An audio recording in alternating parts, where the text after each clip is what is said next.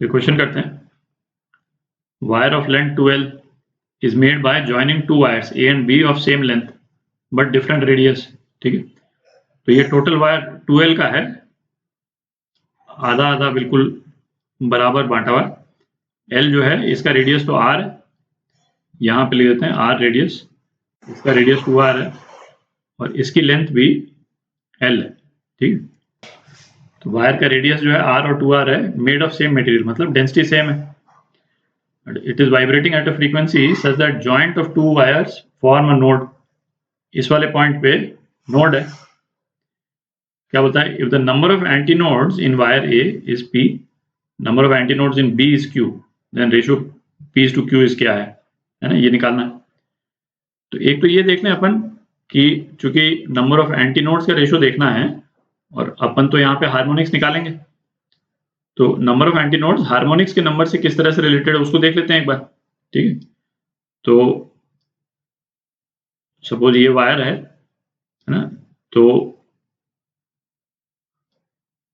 ये वायर दोनों तरफ से फिक्स्ड है ना, जैसे इस तरह के ऊपर के जो वायर्स हैं। तो फर्स्ट हार्मोनिक या फंडामेंटल फ्रीक्वेंसी, एंटी नोड कितने हैं इसमें, है ना, तो फर्स्ट हार्मोनिक में नंबर ऑफ एंटी नोड्स कितने हैं, 1। यदि हम सेकेंड हार्मोनिक देखते हैं,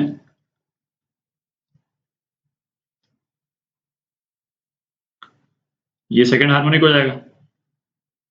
ठीक है, इसी का मल्टीपल है। तो second harmonic number of anti nodes कितने, एक ये 2। तो इसका मतलब जो हार्मोनिक का जो नंबर है वही नंबर ऑफ एंटी नोड्स का नंबर है। ठीक है, तो इस चीज को नोट करके अब अपन क्वेश्चन कर सकते हैं। तो वायर का रेडियस अलग अलग होने से इस पे क्या फर्क पड़ जाएगा मटेरियल इस वायर पे, कि जो वेव की जो वेलोसिटी है वायर 1 में और वायर 2 में, है ना, ये अलग अलग हो जाएगी। ठीक है, क्योंकि वेव की वेलोसिटी जो है वो इन अ स्ट्रिंग क्या होती थी, टी अपॉन मास पर यूनिट लेंथ। ठीक है, अच्छा वायर का मास क्या हो जाएगा, पाई आर स्क्वायर एल, तो मास पर unit length m by L, ये कितना हो जाएगा, पाई आर स्क्वायर। ठीक है, तो वायर में वेलोसिटी जो है वो किसके प्रोपोर्शनल हो जाएगी, under root T upon R square का अंडर रूट, इसका मतलब आर, है ना, इसके प्रोपोर्शनल हो जाएगी। तो ऐसा करते हैं, इसको फर्स्ट वायर बोल देते हैं, इसको सेकंड वायर बोल देते हैं।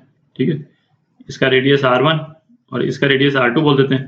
ठीक है, और r2 जो है वो क्या हो जाएगा, ट्वाइस r1 के बराबर। ठीक है, ये तो गिवन है। तो अब अपन फर्स्ट वायर के बारे में लिख रहे हैं। फर्स्ट वायर की फंडामेंटल फ्रीक्वेंसी निकालते हैं ताकि उसका फिर pth हार्मोनिक हम निकालेंगे, क्योंकि एंटी नोड को हमने हार्मोनिक से इक्वेट कर दिया। ठीक है, तो फंडामेंटल फ्रीक्वेंसी पे जो वेवलेंथ होगी वो क्या होगी, लैम्डा नॉट बाय 2। ठीक है, और ये होगी एल के बराबर, तो लैम्डा नॉट जो है वो 2l के बराबर होगा। तो जो फंडामेंटल फ्रीक्वेंसी है f0, ये वायर 1 की, तो ये क्या हो जाएगा, velocity of wave in wire 1 upon wavelength, है ना, फंडामेंटल फ्रीक्वेंसी की वेवलेंथ लैम्डा नॉट। तो ये कितना हो गया, under root T by R into 2l। अच्छा यहाँ पे v है ना, अपन ने प्रोपोर्शनैलिटी के टर्म्स में लिखा है क्योंकि केवल एक अंडर रूट पाई वाली टर्म और है।